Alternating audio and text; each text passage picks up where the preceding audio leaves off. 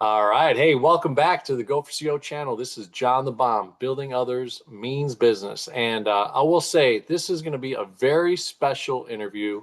Super cool when I found out this gentleman was going to be on. Stay tuned. Stay throughout the whole episode because you're going to learn so many things here. He was the first company that gave Go4CEO a chance to interview people that weren't just in my circle. They were people that were entrepreneurs, CEOs, founders. And this guy is actually one of the godfathers of podcasting and just one of the trailblazers and super cool stuff. So I'm going to read a quick intro. And by the way, subscribe to the channel, become a part of the Go4CEO community. Stay tuned for the 4A formula, Untangle Any Challenge, and Think Like a CEO book that's coming out in a couple weeks.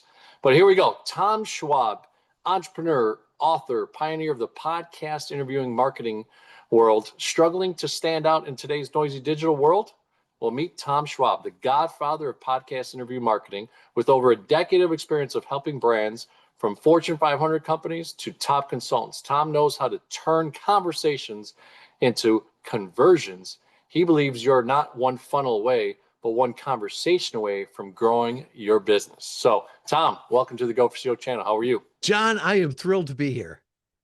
That is so exciting. And again, off camera, I shared with you, the initial story of it and how I, found some of your crew and they found me, and it's really cool. I've had a lot of your, your clients on my show, so it's been really cool. And now to have the actual CEO and founder of the company on is a great treat. So, we start the interviews typically with, "Hey, Tom, how the heck did you come up with this idea? Where were you? What industry were you in?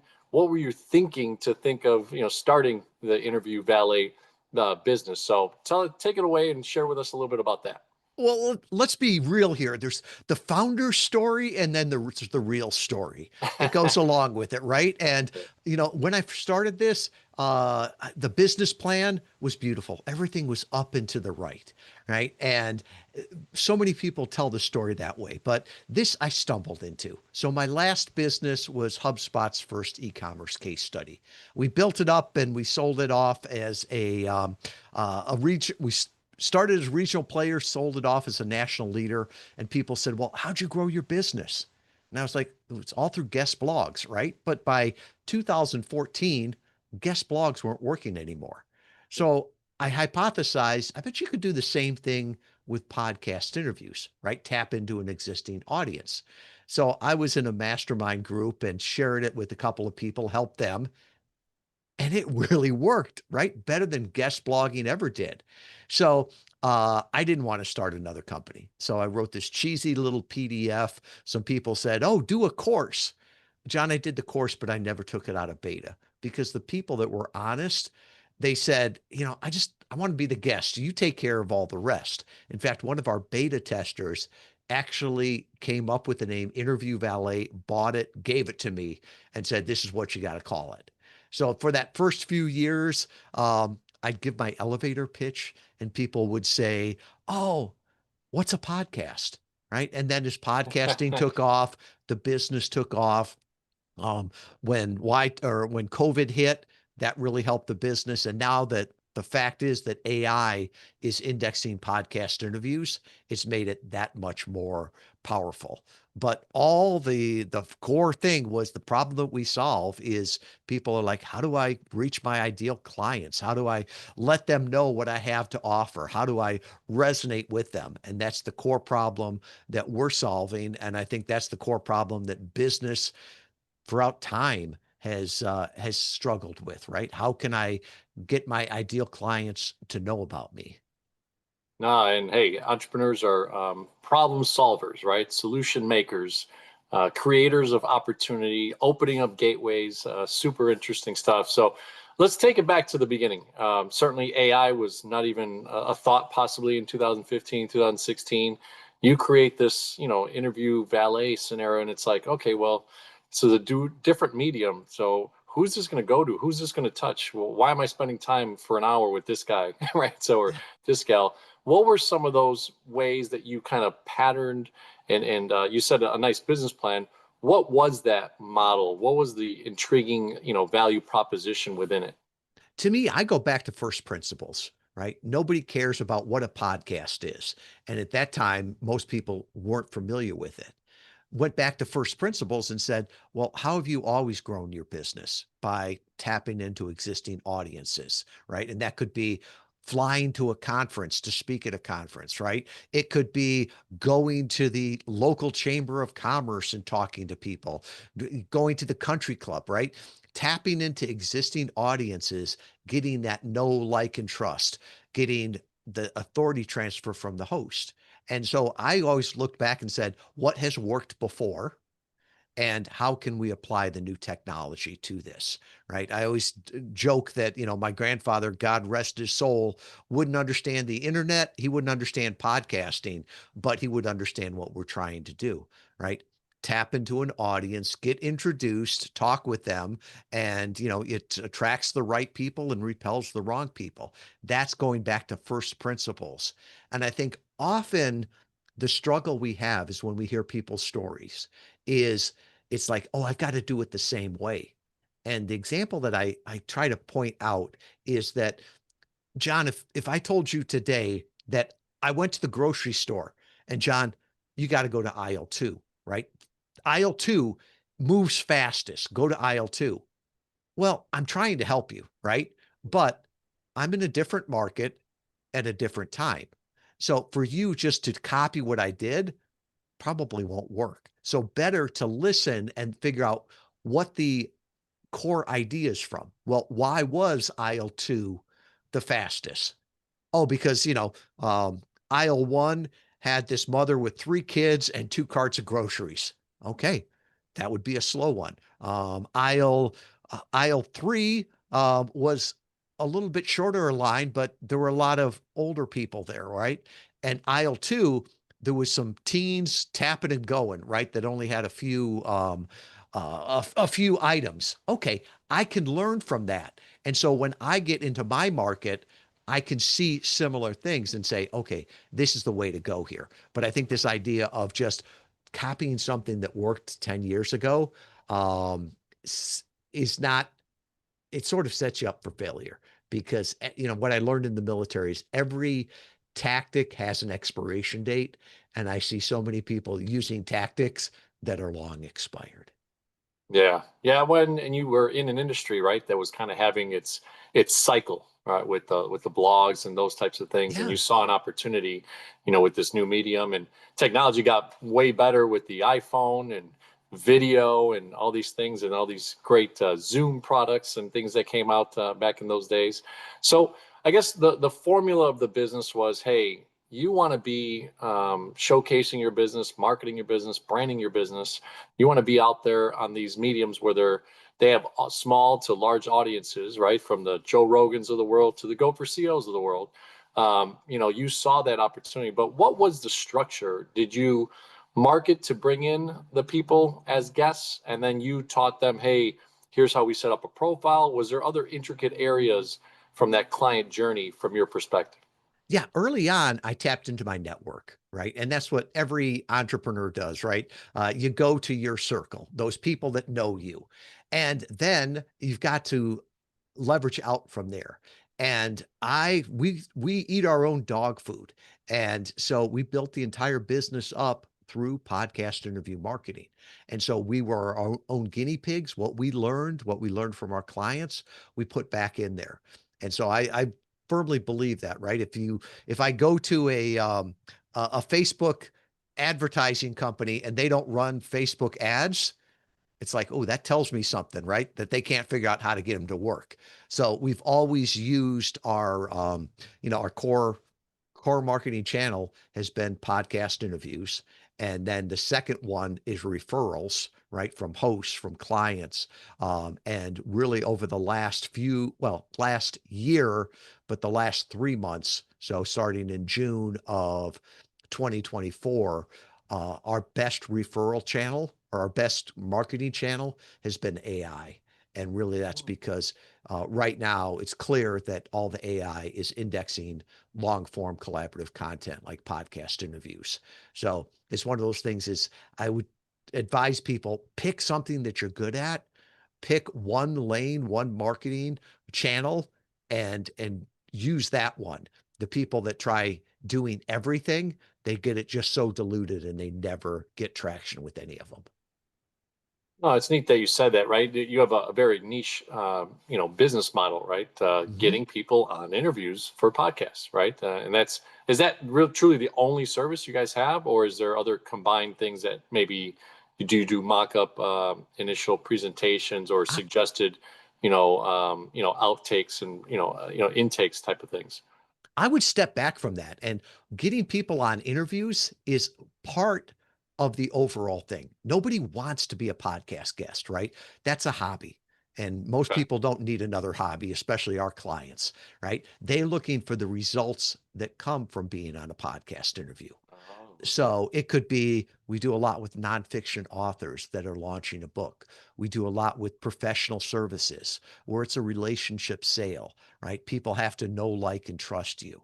We do a lot with category design where they're coming out and saying, no, the world is broken. Here's the problem. Here's the solution we see. And that comes from education, not just a meme, right? We do a lot with B2B relationship sales, right? If you're just trying to do a transaction, you can do that with a ad and a coupon.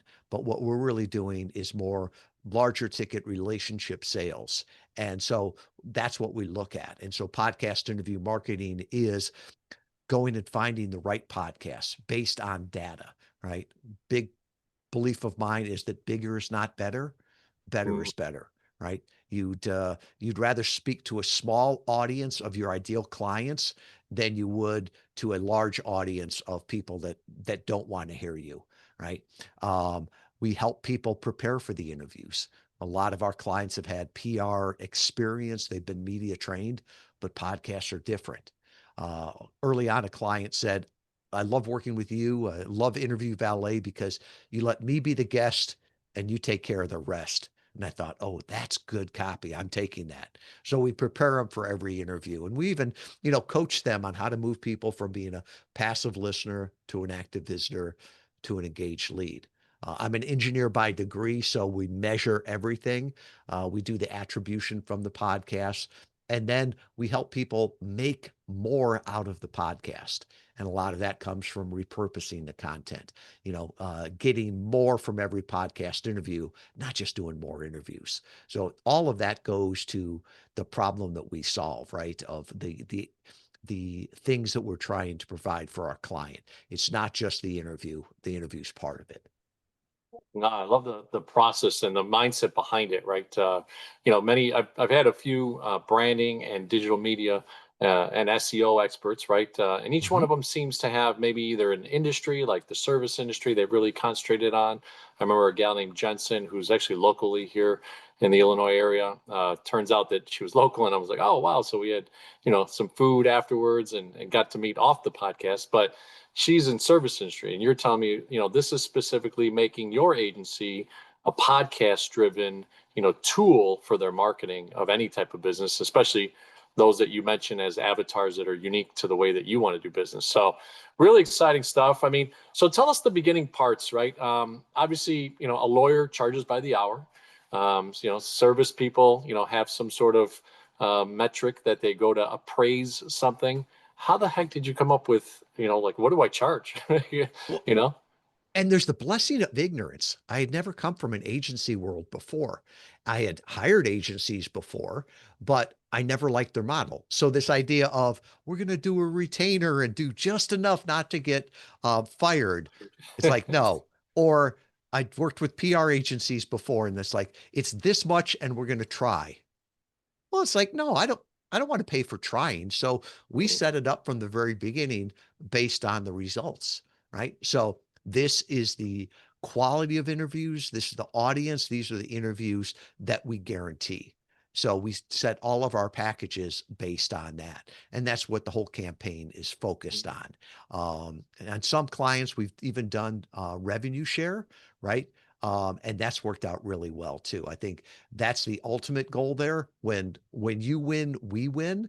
But one of the key things, one of our core values is heck yes or no, right? So when I meet with a client early on, I've got to be able to look at them and say, heck yes, We know your audience. We've worked with people like you. We can get you great results. If it's not that, then it's like we're not the right partner for you. So we're very picky in the clients that we work with because we want to deliver great results, right? We're all optimizing for value, not just more activity. It's interesting. I will say I'll bring it back a little bit because obviously this polished answer that you just gave, which was awesome, is someone who's been through the gamut, right? Someone who's battle tested over the last, 8, 9 years since 2015, 16 when you founded the company. But what was it at the beginning? What was Oh, that like? Because I think the Go for CEO community would love to hear that true. All right, I charged $100 for this, and it was not worth my time, or I charged 1,000. It was a little bit too much. So tell us a little bit of that, okay. background, if you don't. Let's step back there because that's where we are now. When we first started out, it was like, okay, let's charge per interview, right? Hmm. What's the, okay, we'll see what the market will bear, right? And I remember early on talking with a client and they wanted 4 interviews a month. And I think at that time it was, I don't know, 4 interviews a month was like $700. And he went to sign up and he called me and he's like, your checkout page is broken. And I'm like, well, what do you mean?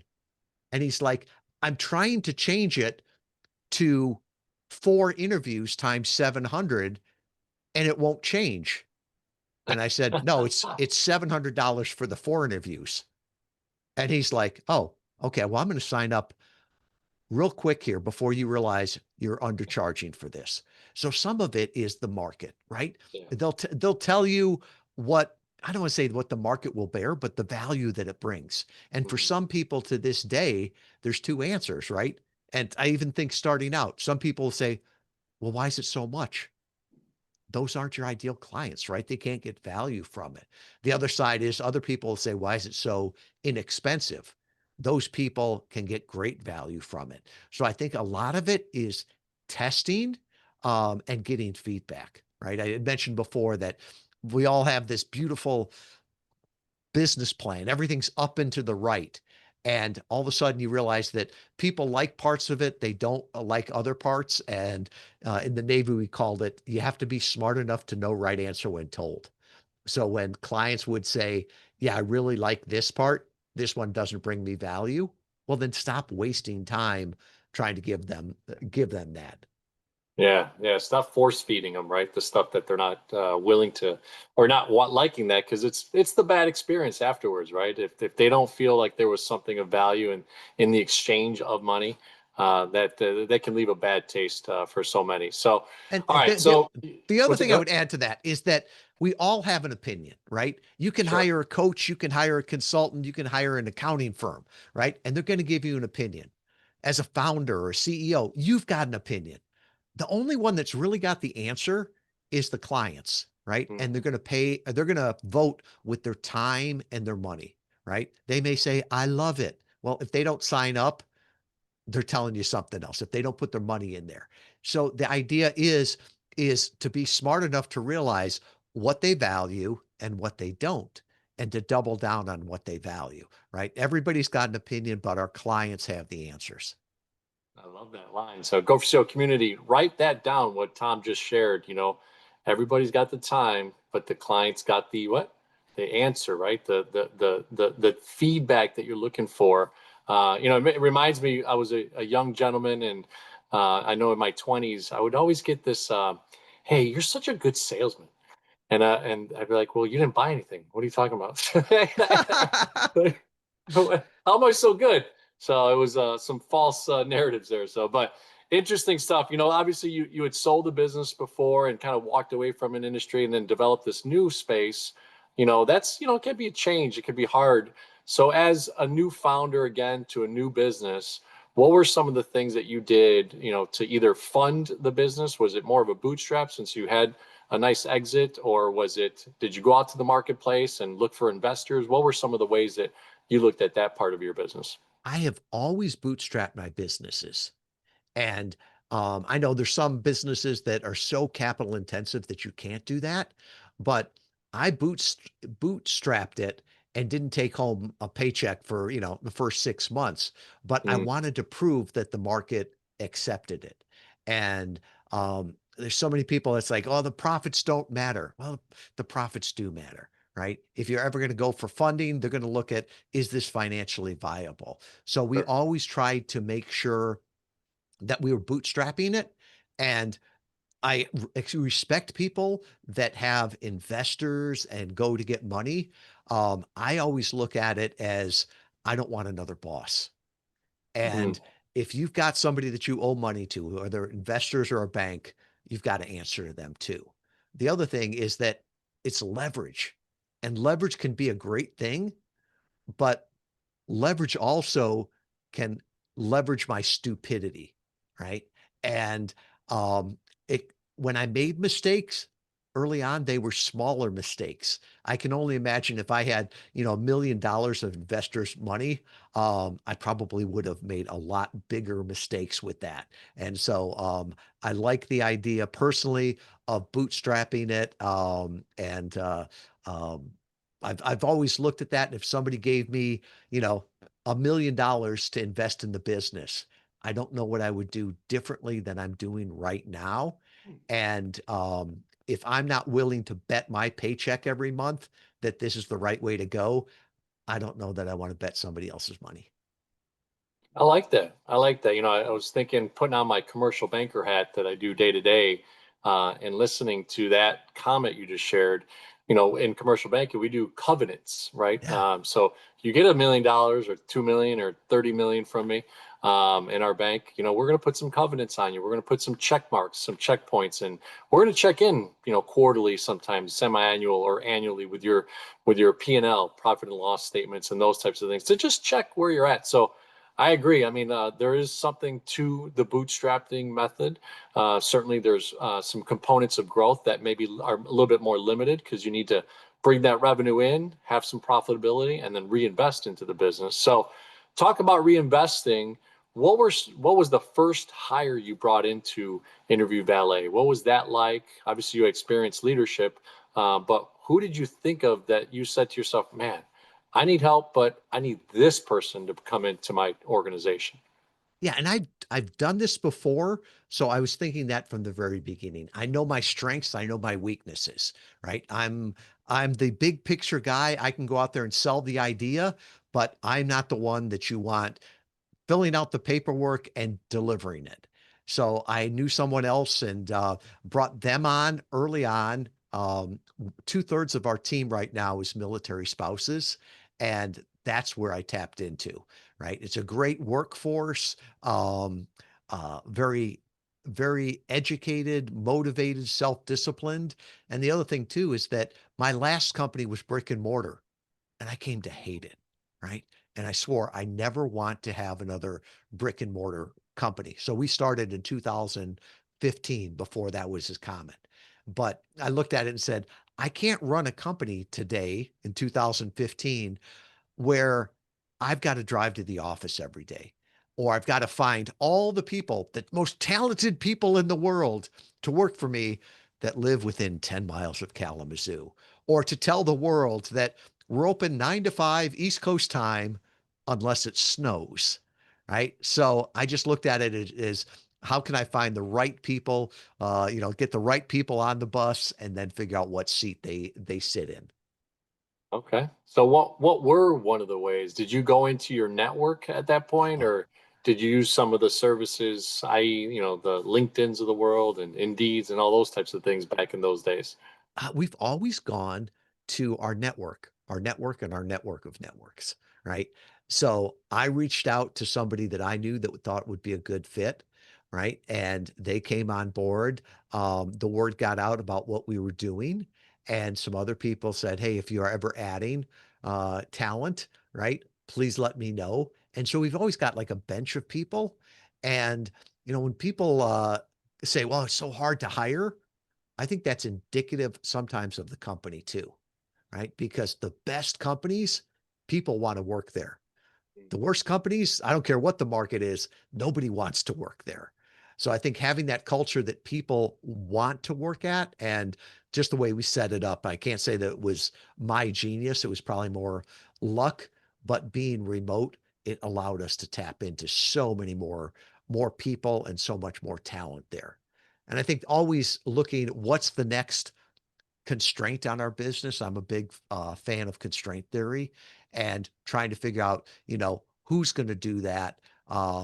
And as opposed to trying to, how am I going to do this? And so trying to figure out what's those talents that we bring in. And we've played around with all the different ones, the Gallup strength finders, the disc profiles, the Enneagrams. Those help, but often it's especially today, is I think it's the culture and the curiosity. All right. With AI and stuff like that, you cannot bring on somebody that has, 10 years experience in AI in your business, right? They don't exist, right? So better to have somebody that comes on, maybe understands your business a little bit, but has the skills and the curiosity to learn and help you grow it. Yeah, yeah. A lot of those factors, come with, that conversation, those initial few times that you find out by the questions that you're asking, are they in the mode of what you've built, right? So really, really cool stuff. So, one of the questions within that is, hey, you said earlier, you kind of test marketed, hey, one client said 700 for each episode or 700 for four. And the profitability in that to be able to get someone is always the question, right? And how do I grow and use that so that I can go on instead of in the business? So at what point did you say to yourself, was it 6 months, a year, 2 years that you started developing, okay, hey, I've got the right formula of profitability to now start bringing on talent? Um, that working on your business or in your business, that's a continual thing, right? Mhm. So I think I brought somebody on probably within 2 months, right? Wow. I sold the idea to people and I knew I didn't want to do the delivery. Now, granted, all the money was going to her, not to me, right? But we were able to test it, to grow it. And then as we grew, I still don't think I took a salary for probably 5 or 6 months. Okay. And that was intentional, right? Because there was no better use of the money that I saw than pushing it back into the business, right? We never burned cash, but we were never. It was probably a year before I felt like, oh, this is good and profitable now, and on that. So I think it's like that investing of it. And that was a long roundabout answer to a question that I'm not sure I answered.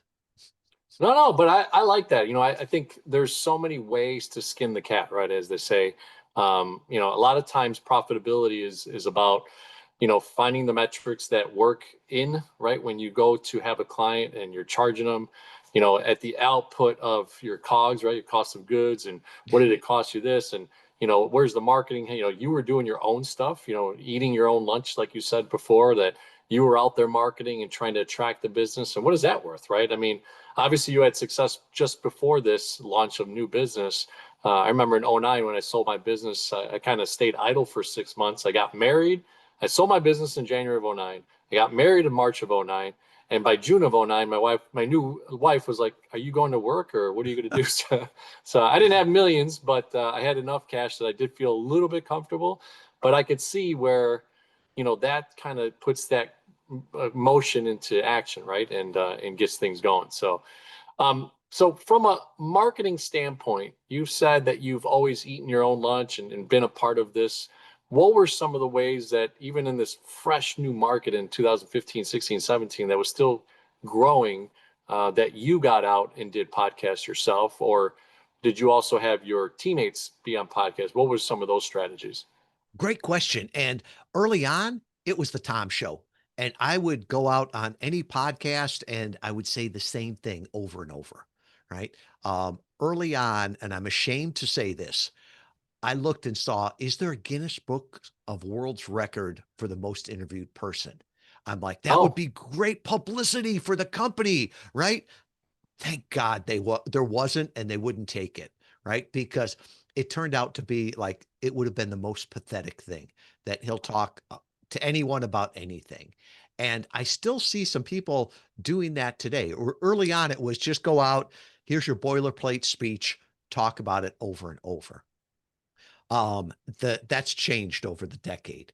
And about a year ago, so summer of 2024, we had a client come to us and they were really big in the AI field, right? If I said the name, you'd know them. And I'm like, well, why do you want to do podcast interviews? And they said, because AI indexes podcasts. And I said, Mm. really? I'm like, yeah, that's how you're going to get recommended by share of voice. How much are people talking about you as compared to other people? And then the sentiment, is it positive, neutral, or negative? And I looked at that and thought, okay, we've got to get a bigger share of the voice here. And I'd always been doing podcasts. I average about one a week, right? I want to make sure that they're good podcasts that I can promote and repurpose and everything. But I looked at that and thought, I don't want to start doing a podcast a day. It'll be like Groundhog's Day. So I went to our leadership team and we've got some great, great people. And I said, would you like to start doing some interviews? And John, it was the best thing I ever did. And I should have done it earlier because I'm not the face of health, nutrition, and wellness, even though that's one of our verticals, right? I can't tell the difference. I can't speak to ketos or calories, right? But Chloe on our team, she she is awesome at that. And so we got her out talking on podcasts. And Kristen, who's one of our senior account managers, she's got an MBA, right? She can talk to the business side of this. Liz comes from the PR world. She can talk about it. We get our Tiffany, our marketing manager, talking about it. So we've got all of these different voices talking about it, and it helped our business so much. I always say that Chloe built the health and wellness business in spite of me. Once she got out there and started talking about it, she she was saying similar things to what I always did, but she knew the words to say in the context. So that's been a core part of our business and now even our clients' businesses, right? Of have different people, different talents talking about different things. And I think as a business owner, I see so many people that look at founder-led marketing, which can be very, very powerful, but it's a double-edged sword, right? Because if you're the only face they see, they're going to be wondering what's behind the curtain, right? Or Mm. um, you look at big businesses, right? Trying to sell them can be very, very tough. Um, you know, it's pretty obvious, right? I'm not talking out of school here.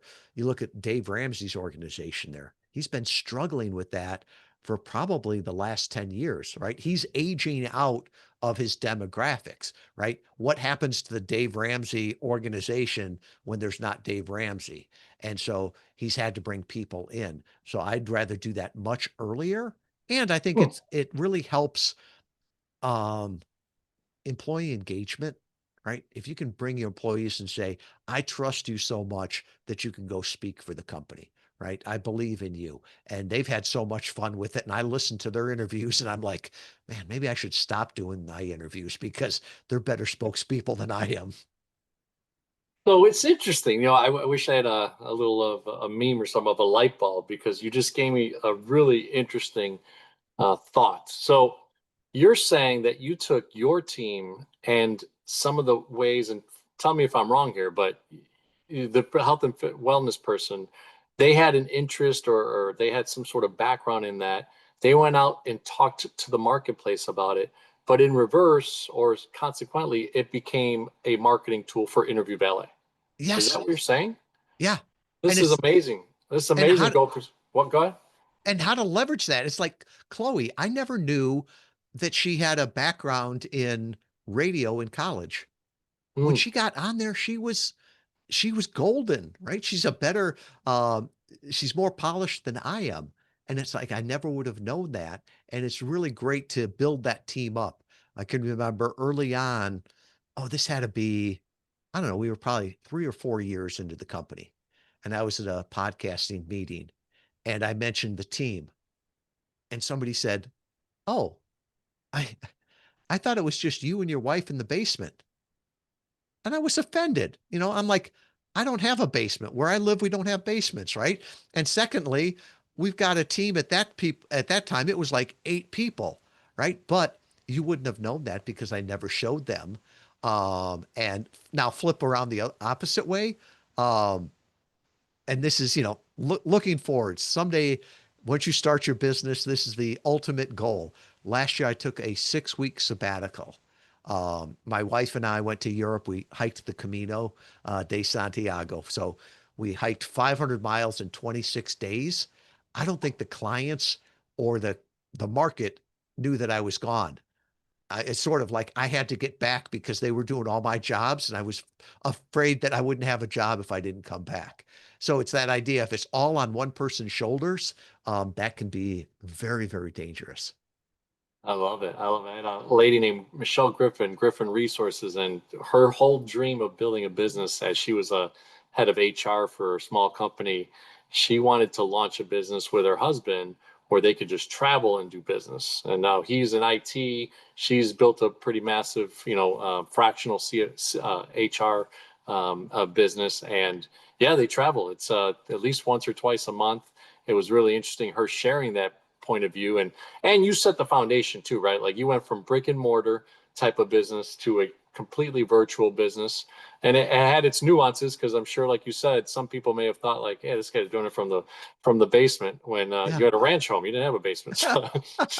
But you built it and it really became something here. And like I said, when I saw that your name was the one that was being interviewed today, I was like, wow, this is so cool. They were the first company, Go4CEO community, that gave us a chance to interview people that they vetted out. I didn't do the work. The first 60 to 70 interviews, like Tom said before, I worked with my network, right?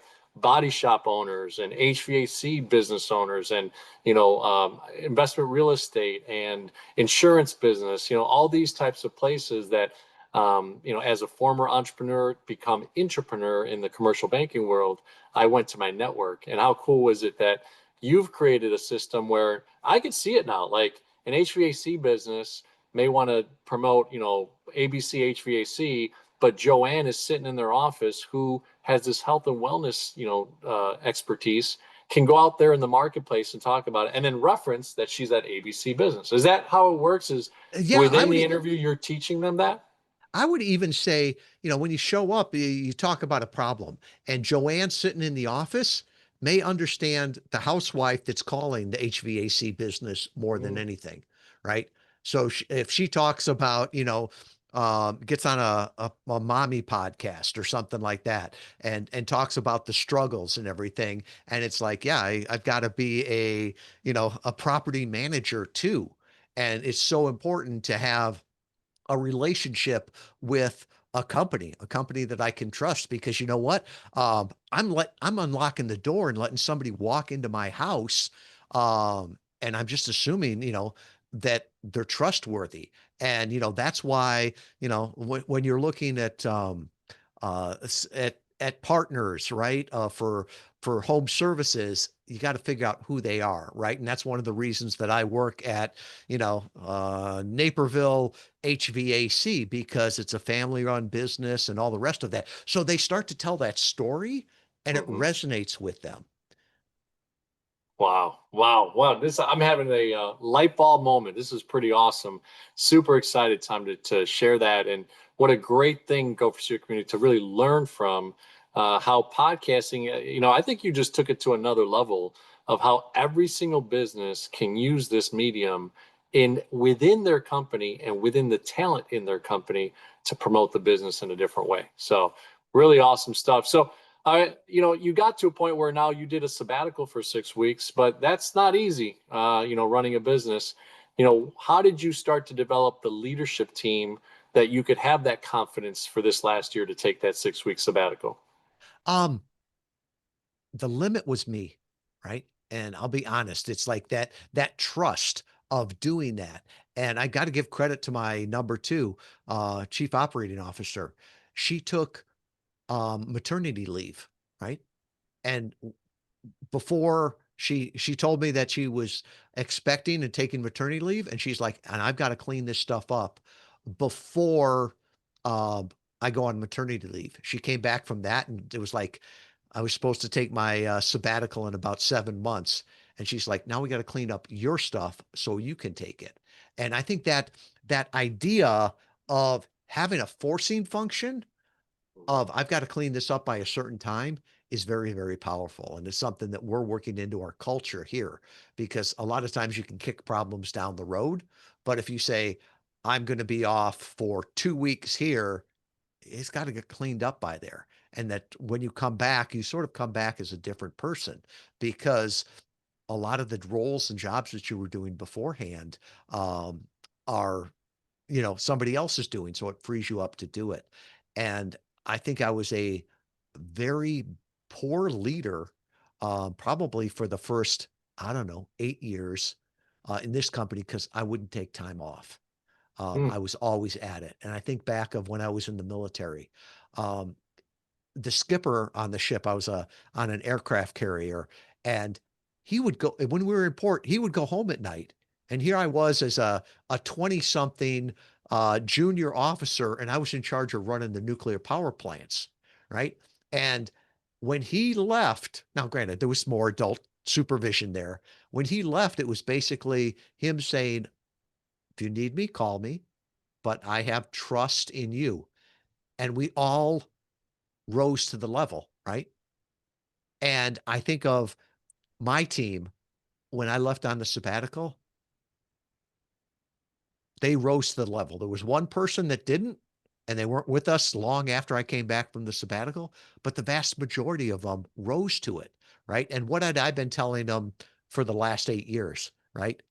That you can't do this without me, right? That I've got to be here all the time, right? And it's almost like a child, right?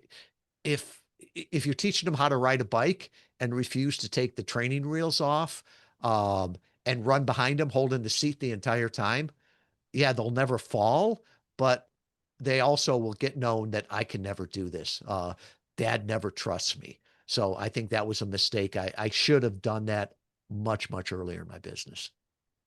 Again, I got to get some sound effects because that was another great moment there of just vision of seeing things to the way that they should be instead of the way that they were at the moment. And it was limiting yourself, right? Seeing yourself in the mirror of what you could do, and you established that, and it took your COO to share with you, hey, this is possible, right? This Yeah. is something that you could do. So really, really cool stuff. Well, we love to end our interviews with CEO. So it's client experience. E is engagement with vendors, with employees, with people that you do business with, and O is operational excellence. So, well, let's start with client experience. From a standpoint of today's day, what could a client experience doing business with Interview Valet? Yeah. Early on, a client said, I love working with you because you let me be the guest. You take care of the rest. And that's what it's all about. They come in as the talent. We do all the background work. We get everything set up. We help them. And then they get the microphone. They go on stage. They get to do what they love, talk about their business and their point of view, and then we take care of everything else on that, right? That's what we're really trying to do, make it easy for them and make it effective. So at the end of the day, that busy CEO is saying that was the best use of an hour of my time that I could have had. Hmm. So is there, just to add a little bit more context, is there any discovery calls with them? Do you guys just do the background, Oh, let's say on ABC Company and how they found it? What's some of that prep stuff? yeah, so the prep stuff is really when they come to us, we do a discovery call, right? We'll tell you, whether or not we think podcast interview marketing will work for you. Hmm. If we believe that we can help you, we'll put together our entire roadmap and say, this is what it looks like. We'll provide that to you for free, regardless, if we work together or not. It will bring you clarity around how people work with how you can get results from it. Then, big thing for us is heck yes or no. If we're a heck yes, we give it to you, right? You tell us heck yes or no. If we're both thumbs up on this, then we move forward, right? Patience is a virtue. It's not one that we have. So we get going fast. Um, and we'll get everything up and going that first week. We get the maximum return on investment of your time and your money. We get to know the audience. We build your one sheet, all those things, do a walkthrough interview, and then you're out on the podcast interviews. And so we make it very easy for the talent, the guests there, and then very productive. And you're working with a senior client account manager, even though we've got a team of 20 people all working for you, there's one person that you work through, right? Nobody wants emails from 20 people. I love that point of contact, the white glove service of sorts, right? Exactly. So E is for engagement, from your vendors to the clients to the employees, and everybody in between. What are some of the things that Tom Schwab does to really help engage the team, engage the vendor, engage the clients? Do you do client experiences? Do you have, employee, let's say, vacation or whatever, retreats and those types of things? What are some of the ways that you engage best? Yeah. And so one of our core beliefs is that email is a great way to share information. It's not always the best way to communicate. So Mm. even with our clients, right? They've got a dashboard. We're emailing them, but can we jump on a call for 15 minutes every month to make sure we're aligned, right? That builds that relationship, make sure everybody's aligned. We're a remote team. We've been that way since the very beginning, right? We have the chat channel going. We do team meetings every week, and we have an all hands meeting every other week. Whenever I travel, I go around to meet team members and see them. When I encourage them too, when they're traveling, if they're anywhere close to another team member, uh, go out, have a great dinner, bring your spouses, and send me the check. Right? It was so great. We had a one of our team members was going to um, Paris on vacation, and she had a client there, and she's like, "Can I take him to dinner?" And I'm like, "Yeah, you better, but send me a picture and send me the receipt." And so it was great, right? It's building those relationships there. And there's a great book, and it's actually the author is a neighbor of yours. He lives out in West Michigan. It's called Super Consumers by Eddie Yoon. It's published by Harvard Business Review. And he talks about there's two types of people in the world. There's missionaries and mercenaries, right? Missionaries are there because they believe in it. They were there at the beginning. They're going to be there at the end. They'll make money too, but they believe in it. And then the mercenaries are the ones that just show up because there's money to be made, right? And so I look at that with our clients, all the clients we work with um, are missionaries, right? They've got something that they just have to share with the world, right? And our clients too, our team members too. I've looked at this and all of our team members are missionaries, right? They're very talented. They could work anywhere and be very successful, but they choose to work for us because they believe in our clients and what they're doing, and they love to evangelize them. So I think engagement um, breeds more engagement, and disengagement breeds more disengagement. Yeah, those quiet quitting people, it's an interesting scenario, right? So, based on non-engagement. So, awesome stuff. So, last one's operational excellence. And, you touched a little bit about AI and what it's doing to kind of even revolutionize your specific industry with indexing and those types of things. So, what are you using? Are you using the HubSpots of the world, the QuickBooks, right, back in the day? Or, are you using new accounting services? Are you teaming up with vendors? What are the ways that you have some operational excellence to interview valet?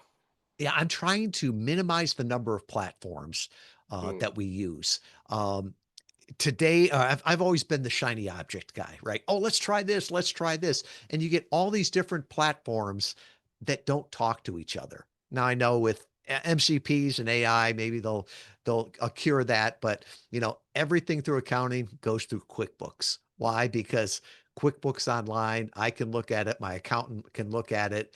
It's big enough to integrate with everything. HubSpot, all of our sales and our CRM and our marketing is through HubSpot. Our website is on WordPress. Why? Because everybody knows how to work on WordPress. Our main database is on Airtable, and that we sort of just came into um, early on because trying to do it all off Google Sheets early on, Mm, we outgrew that really quickly. And Airtable, luckily, we picked a company that was growing, and now I'm so excited with what is being able to be done um, with AI and the different platforms, right? So we license a lot of different data, and we're finally at the point where with pretty easy AI integration, right? We can say, go into our database of Airtable with everything we have known for the last 8 years of our business. Pull that stuff out of there. Go into HubSpot, pull all of our client records, everything there. Pull that and really start to bring some answers from it. And then as far as email and stuff like that, we've Google Suites is our go-to. mm. Awesome, awesome. And I will say, I think AI, no, not I think, I mean, I know it's changing some things. Are you using AI to listen or transcribe all these podcasts out there in the world and then bringing that as kind of the medium of like, hey, we know that this X client is an author, or this one's a business owner of X, or this is, et cetera, to get them to those specific areas compared to in the first days, were you just listening to a ton of stuff in that scenario? What's that operations now? Early on it was keywords, right? And so your podcast, the Go for CEO might have entrepreneurship, small business, CEO, and we were just sort of matching keywords to keywords.